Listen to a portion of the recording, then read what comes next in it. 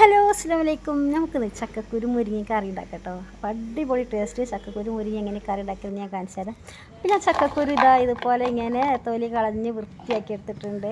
പിന്നെ കുറച്ച് മുരിങ്ങ എടുത്തിട്ടുണ്ട് കേട്ടോ. ഇനി ഇതിലേക്ക് വേണ്ട സാധനങ്ങൾ എന്ന് പറഞ്ഞിട്ടുണ്ടെങ്കിൽ കുറച്ച് മുളക് പൊടി ഇട്ട് കൊടുക്കുക കേട്ടോ. പിന്നെ കുറച്ച് മഞ്ഞൾപ്പൊടിയും കൂടി ഇട്ട് കൊടുക്കണം കേട്ടോ.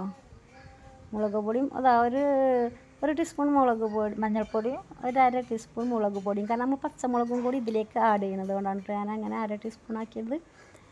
അപ്പോൾ അര ടീസ്പൂൺ പിന്നെ ചുവന്ന മുളക് പൊടിയും കൂടി ഇട്ട് കൊടുക്കുന്നത്. പിന്നെ പാകത്തിന് ഉപ്പ് ഇട്ട് കൊടുത്തിട്ട് വെള്ളം ഒഴിച്ച് കൊടുത്തിട്ട് നമുക്ക് ഒന്ന് വേവിച്ചെടുക്കണം കേട്ടോ.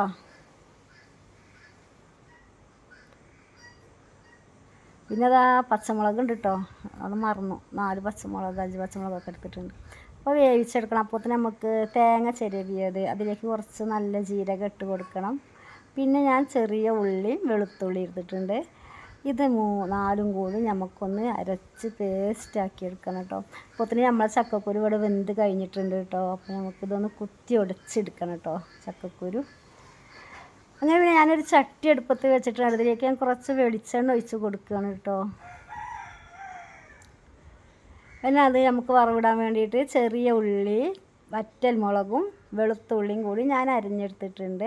എന്നിട്ട് അതിലേക്ക് നമുക്ക് എന്ത് ചെയ്യണം, ആ ചൂടായതിലേക്ക് ആ വെളുത്തുള്ളി അങ്ങ് ഇട്ടെടുത്തിട്ട് ശേഷം പിന്നെ നമ്മൾ ചെറിയ ഉള്ളിയും വറ്റൽ മുളകും ഇട്ട് കൊടുക്കുന്നുണ്ട് കേട്ടോ.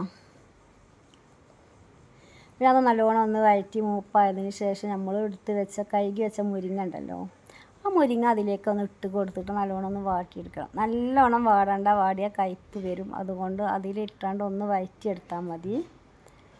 അപ്പോൾ ഒന്ന് വഴറ്റിയതിന് ശേഷം നമ്മളിവിടെ ഉടച്ച് വെച്ച ചക്കക്കുരുവിൻ്റെ കറി ഉണ്ടല്ലോ, ആ കറി നമുക്ക് അതിലേക്ക് അങ്ങോട്ട് ഒഴിച്ച് കൊടുക്കണം കേട്ടോ. അപ്പോൾ അതുപോലെ വാട്ടിയെടുക്കണം. വെള്ളം ഒഴിച്ച് കൊടുക്കേണ്ട, വെള്ളം ഒഴിച്ച് കൊടുക്കാതെ തന്നെ നമുക്കൊന്ന് വാട്ടിയെടുക്കണം കേട്ടോ. അപ്പോൾ ഇതുപോലെ വാട്ടിക്കൊണ്ടിരിക്കന്നെ, കയ്പ്പ് വരരുത്, കുറേ നേരം വേവിച്ചെടുക്കരുത്. പിന്നെ നമ്മൾ അടിച്ച് വെച്ച ചക്കക്കുരുവിൻ്റെ കറി അതിലേക്ക് ഒഴിച്ച് കൊടുക്കുക. അത് ഒന്ന് തിളച്ചതിന് ശേഷം നമുക്ക് അരച്ച് വെച്ച അരപ്പുണ്ടല്ലോ ഇവിടെ,